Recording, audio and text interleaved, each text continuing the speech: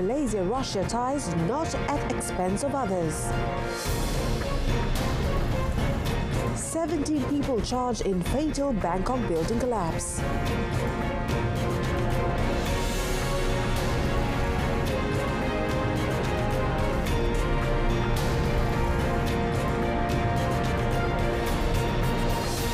Good afternoon and Salam Malaysia Madani. You're watching World Today. I am Olivia Nicholas.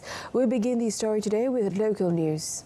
Prime Minister Dato Sri Anwar Ibrahim reiterated that Malaysia's growing ties with Russia should not be seen as a zero-sum game, stressing that as an open trading nation, it is vital for the country to expand partnerships broadly to protect its economic interest. He also stressed that strengthening relations with one country does not mean weakening ties with others, including the United States. Then, or concurrent with the visit and also the engagement in Washington DC.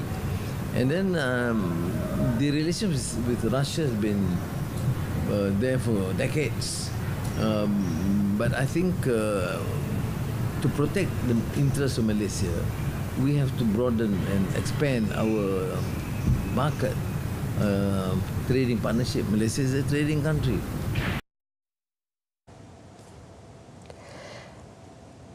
He said Malaysia would also continue to welcome American investments, citing recent discussions between Malaysian agencies and US counterparts. A Thai construction tycoon is among 17 people charged following the collapse of a high-rise tower block in Bangkok, which killed at least 92 people. The 30-story development, which was still being constructed, was the only building in the city to come down following tremors emanating from a powerful 7.7 magnitude quake in March in neighboring Myanmar. Karna, president of Italian Thai Development, one of Thailand's largest construction companies, and 16 other suspects have been accused of negligence and breaching construction regulations. They deny all the charges.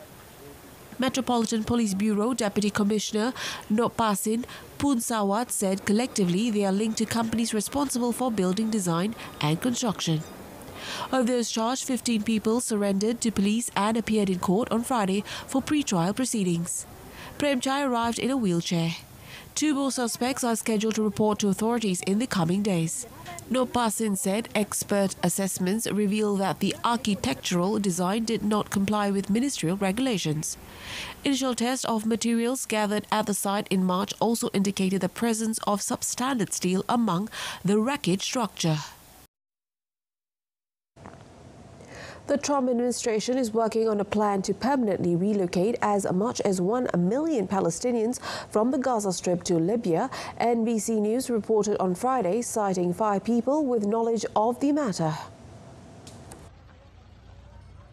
The plan is under serious enough consideration that the administration has discussed it with Libya's leadership. In exchange for the resettling of Palestinians, the administration would potentially release to Libya's billions of dollars of funds that the US froze more than a decade ago. No final agreement has been reached, and Israel has been kept informed of the administration's discussions. The State Department and the National Security Council said the claim is untrue and did not respond further on this matter.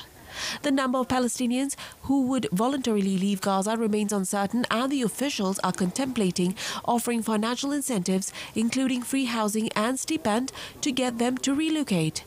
However, these are significant logistical and financial challenges associated with the plan. Libya has remained in turmoil since 2011, when long-term ruler Muammar Gaddafi was ousted after 4 decades in power.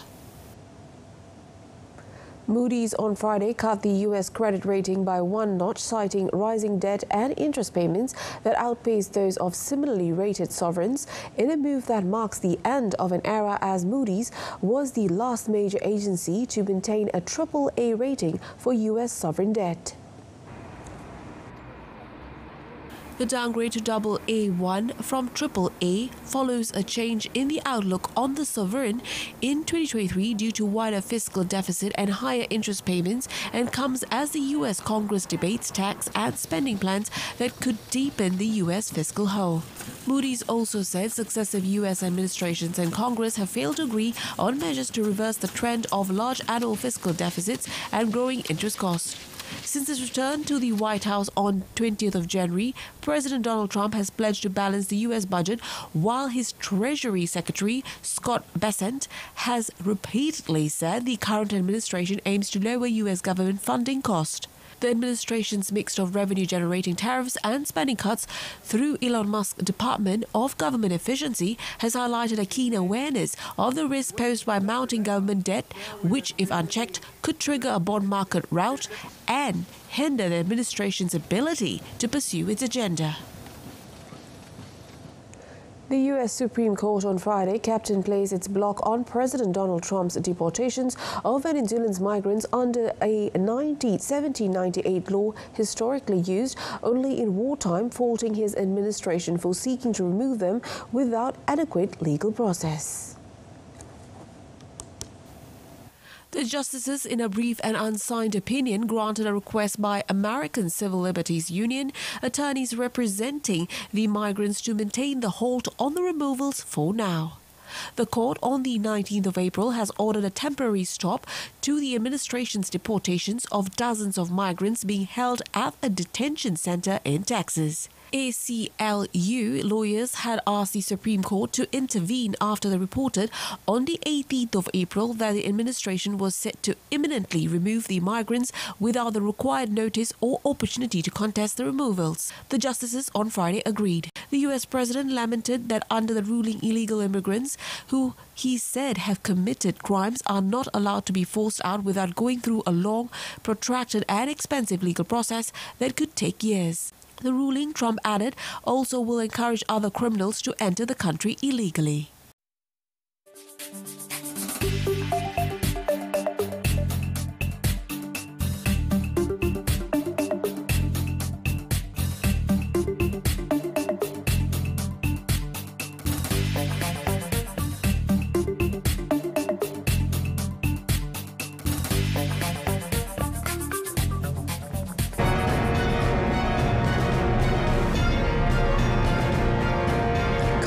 Bird flu in top chicken exporter Brazil triggers trade bans.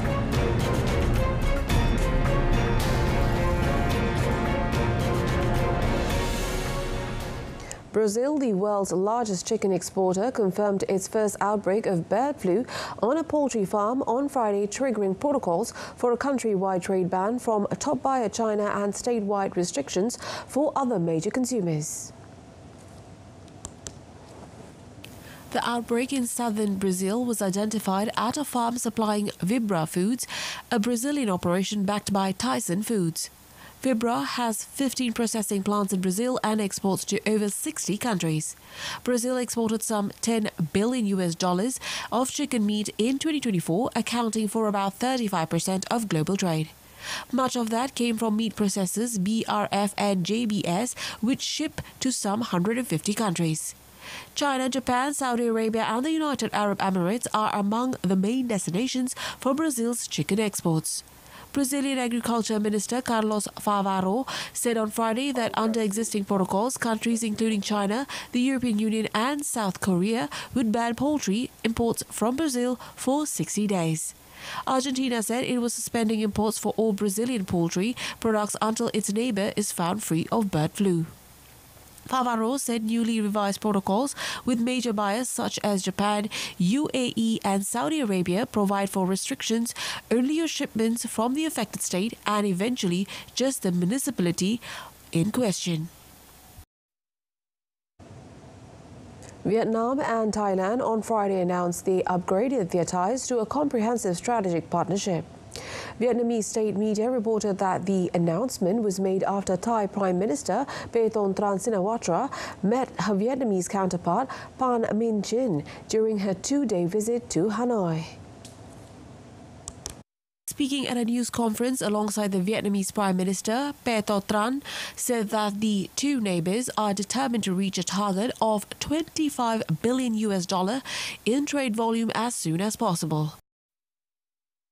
ในด้านของการค้าเรามุ่งมั่นที่จะบรรลุเป้าหมายการค้า 25,000 ล้านดอลลาร์สหรัฐโดยเร็วโดยขอให้รัฐมนตรีกระทรวงพาณิชย์2ฝ่ายจัดการประชุม Joint Trade Committee เพื่ออำนวยความสะดวกทางการค้าระหว่างกันให้มากขึ้นโดยเฉพาะเรื่องของการส่งสินค้าเกษตรและปศุสัตว์และดิฉันต้องขอบคุณรัฐบาลเวียดนามที่อำนวยความสะดวกในการขนส่งสินค้าเกษตรของไทยผ่านเวียดนามไปยังประเทศจีนอย่างรวดเร็วด้วยค่ะ Thai firms have so far invested more than $14 billion in Vietnam. Chin and Tran on Friday also witnessed the signing of several cooperation documents, including memorandums of understanding on cooperation in trade, anti-narcotics, banking, education and aviation. Tran also met with Vietnamese President Long Duong during the visit.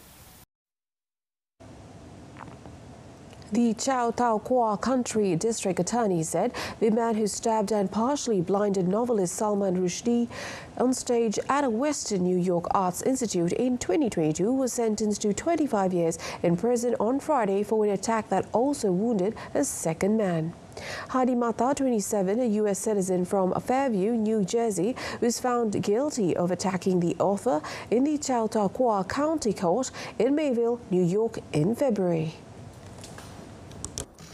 Video that captured the assault shows Mata rushing the Chau Tau Kwa institution stage as Rushdie was being introduced to the audience for a talk about keeping writers safe from harm. Also hurt in the attack was Henry Rees, co-founder of Pittsburgh's City of Asylum, a non-profit that helps exiled writers. It is the judgment of the court in regard to the attempted murder in the second degree and to be sentenced to a 25-year determined state prison term plus 5 years post-release supervision. In regard to the assault in the second degree, it is the judgment of the court that be sentenced to a 7-year determined state prison term plus 3 years post-release supervision to run concurrent as is required by law. Mata was sentenced to 25 years in prison for the second-degree attempted murder charge stemming from the attack against Rushdie and 7 years for a second-degree assault charged for the stabbing of Rees. The sentences will run concurrently. Rushdie, an atheist born into a Muslim Kashmiri family in India, was stabbed with a knife multiple times in the head, neck, torso and left hand.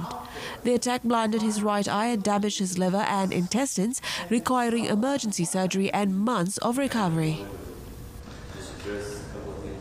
10 inmates escaped from a jail in New Orleans, authorities said on Friday, including some charged with murder, but the city police department was not notified until 2 hours after the discovery that the prisoners were missing.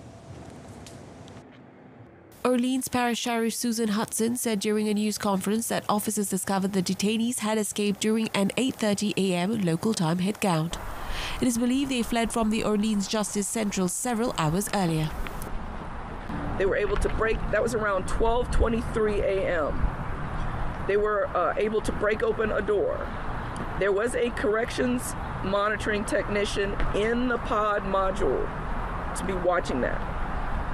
They were still able to exit the jail about 1:01 a.m. after breaching a wall behind a toilet in the jail. And based on video surveillance, they were seen exiting a door on the docks where we normally bring in supplies, scaling a wall and running across the interstate shortly thereafter.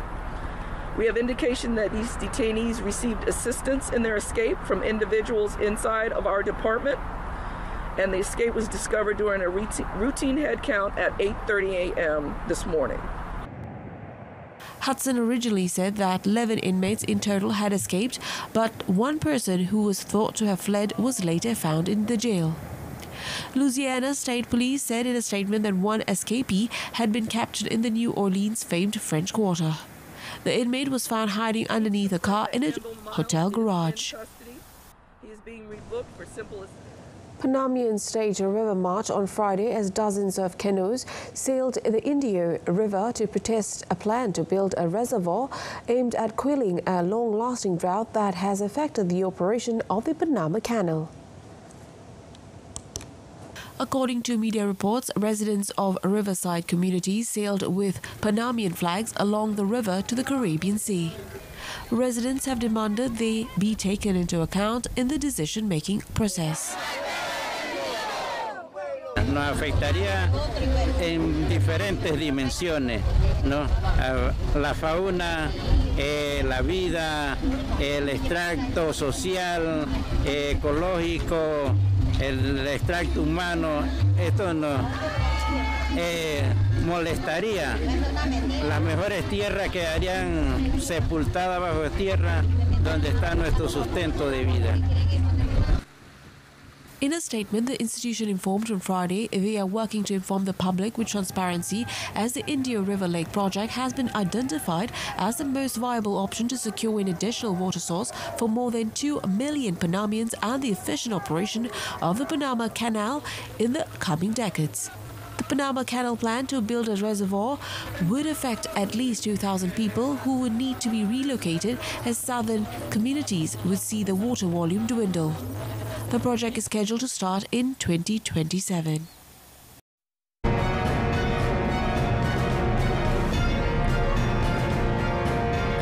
Coming up in sports, Thailand Open, Berita and Aaron Woyik advanced to semi-finals.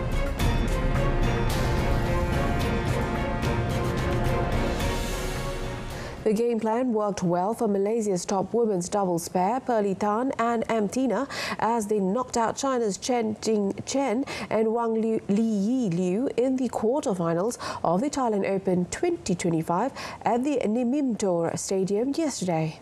The world number 4 pair needed only 34 minutes to beat Qin Ching Chen and Yi Liu 21-14, 21-11. Tina said they had discussed extensively with their coaches to prepare for Friday's match against the Chinese pair. The Malaysians were in total control, needing just 17 minutes to clinch the first game. They again delivered a commanding performance in the second game, leading throughout the seal a 21-11 victory. Pali and Tina will next face Rui Hirokami and Sakayaka Hobara of Japan later today. Pali said they are focusing on improving their gameplay rather than preparing specifically for their semi-final opponents.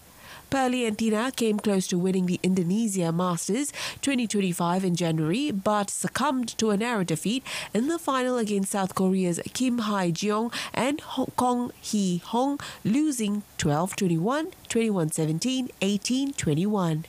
The Malaysian last won a World Tour title at the Hong Kong Open 2024, where they defeated Liu Zhengxiu Tan Ning 21-14, 21-14.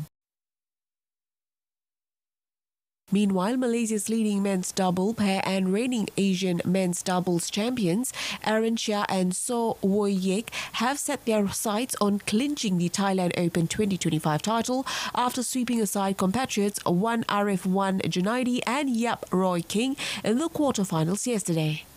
Aaron Woyik, the tournament's second seeds, defeated their junior counterparts Wan Arif Roy King 21-12, 21-13 to set up a semi-final clash with home favourites and tournament fifth seeds Kitty Nupong, Kedren Deshapol, Nokro of Thailand later today.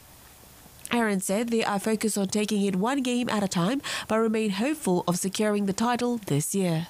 Aaron also noted that it is encouraging to see the rise of many junior pairs such as Wan Arif Roy King, Man Wei Chong Kai Wun T and Chung Hon Jian Mohammad Haikal participating in major tournaments. Meanwhile, Wan Arif admitted they did not deliver their best performance against the senior pair Aaron Woyik and acknowledged the need for significant improvements to further progress in future tournaments. For the record, the last Malaysian men's doubles pair to win the Thailand Open title were Chan Peng Sun, Lim Kim Hwa in 2009. Moving on to Saudi Pro League, Al Nassr continued its shaky form this season after it was held to a 1-1 draw by Al Tawun in the Saudi Pro League 2024-2025 clash at the Al Awal Park early this morning. Otavio scored for Al Nassr while Roger Martinez bagged the equaliser for visiting Tawun. Al Nassr was notably missing the presence of talisman Cristiano Ronaldo in the squad, who was reportedly out with illness. Al Nassr had a poor first half showing and failed to create any clear-cut chances. Despite having almost 70% of the possession, the home side ended the first half with 0 shots on target. Stefano Pioli's side with much improved in the second half and found the opener 6 minutes in. Abdul Majid Al Suhailahim played in a lovely cross from the right side of the box, and Portuguese midfielder Otavio met it first in the air to direct it into the back of the net. As the game progressed, Al Nassr had the chance to extend its lead, but both Jean Duran and Sadio Mane sent their shots directly at the opposition goalkeeper in a span of 2 minutes. The missed chances came to haunt it in the end of Al Tawun found the equaliser in the 70th minute. Roger Martinez received the ball inside the box and smashed it into the bottom left corner. The result leaves Al Nassr 4th in the table with 64 points from 32 games, 13 points behind champion Al Ittihad. Al Tawun is 8th with 42 points. In tennis, world number 3 Carlos Alcaraz reached the Italian Open final for the first time after a thrilling 6-3, 7-6 win over local hope Lorenzo Musetti on Friday. Fans in Rome hoping for an all-Italian final were left disappointed as the Spaniard won in a contest that lasted a little over 2 hours.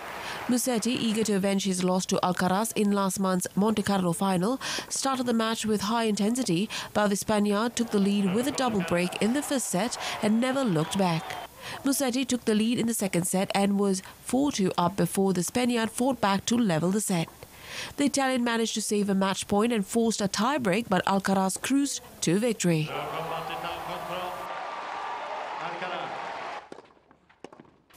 World number 1 Jannik Sinner produced a sublime semi-final display as he fought from a set to beat American Tommy Paul 1-6-6-0-6-3 on Friday and set up an Italian Open final showdown with Carlos Alcaraz.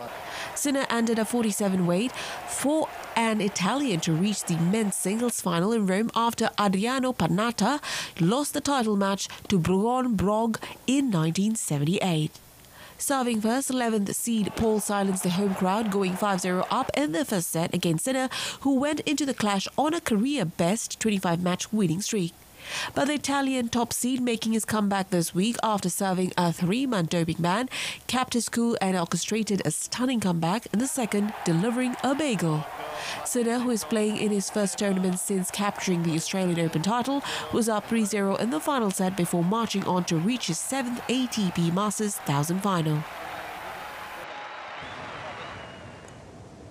Ott Tanak maintained his Rally Portugal lead on Friday's late stages as his Hyundai teammate Adrian Formarks was forced out. Estonia's Tanak leads 6-time Portugal winner Sebastian Ogier of Toyota by just 5.8 seconds with 2 stages of the day still to go. He set the pace early, topping the timesheets on both Motagua and Loasa to snatch the lead from Thursday night's Super Special Stage winner Elefine Evans. Frenchman Formarks, who was just 0.2 seconds behind Tanak after the morning stages, was forced out of the rally when his car stopped with a damaged suspension. Rounding out the podium positions is Japan's Takamoto Katsuka, with the Toyota driving heading into stage 11, 14.2 seconds behind Tanak.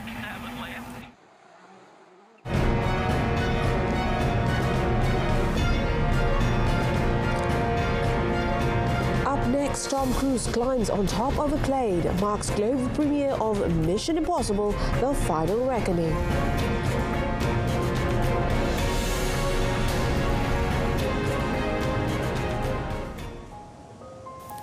Tom Cruise climbs on top of a plane after joining his co-stars on the red carpet in London for the global premiere of Mission Impossible: The Final Reckoning. It is the 8th of the hit American saga, a 3-decade adventure with its spectacular climbing scenes and unforeseen developments all around the world.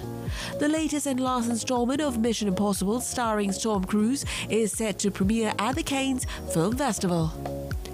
Mission Impossible: The Final Reckoning, which is intended to be the last episode of the series, is one of the most hotly awaited blockbusters of the year and is set for release in cinemas worldwide from 17th of May. Documenting the war in Gaza, photos taken by Palestinian photojournalists were displayed in an exhibition in Cairo as part of Cairo Photo Week. The participating photographers are all recipients of the 2024 round of the Photo Humanity Grant, and their work will be included in a photo book and displayed in exhibitions around the world. The Photo Humanity Grant aims to support photographers to use their profession to highlight different aspects of human life and foster empathy, understanding and awareness among people. طبعا احنا لما بدأنا في منحة التصوير الإنساني لما خصصناه لغزة كنا نواجه صعوبة الإنترنت، صعوبة التواصل مع المصورين في الداخل، أيضا صعوبة الوصول لأغلب المصورين اللي يمتدون جغرافيا من شمال غزة إلى جنوبها. أتذكر أحد المواقف اللي ما أنساها أن أثناء القصف كان في عزل لشمال غزة عن وسطها، لذلك أحد المصورين اقترح، أحد المصورين الصحفيين اقترح أنه هو يروح بالعجلة بتاعته إلى شمال غزة حتى يخبر المصورين اللي هناك يشاركون معنا في المنحة، والحمد لله قدرنا نغطي كم كبير من المصورين اللي داخل غزة وشاركوا ويانا.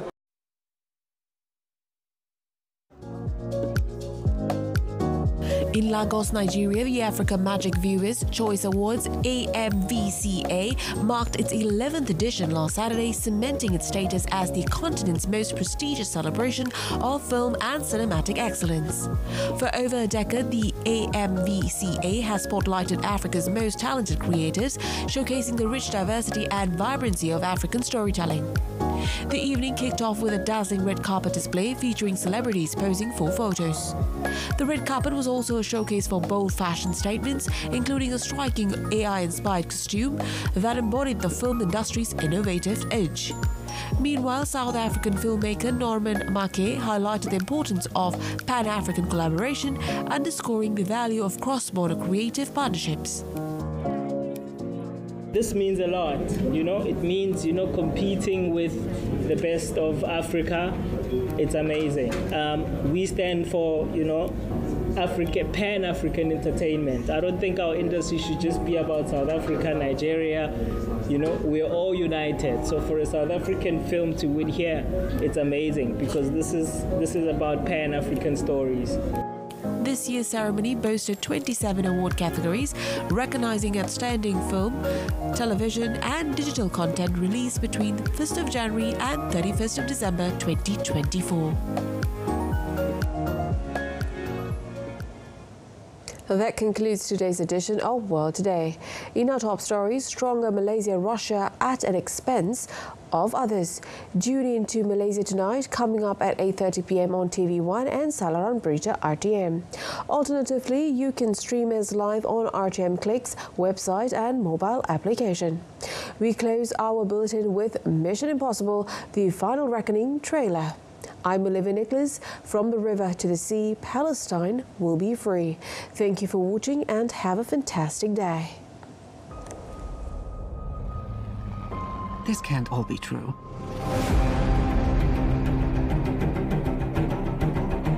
Every word.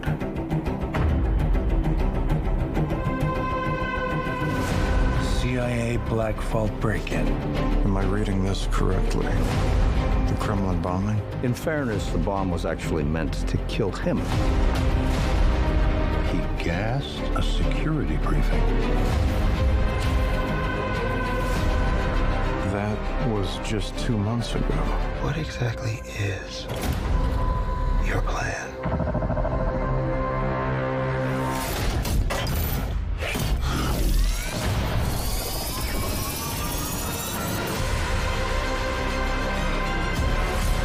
Your team has been betrayed, Ethan. All your secrets compromised.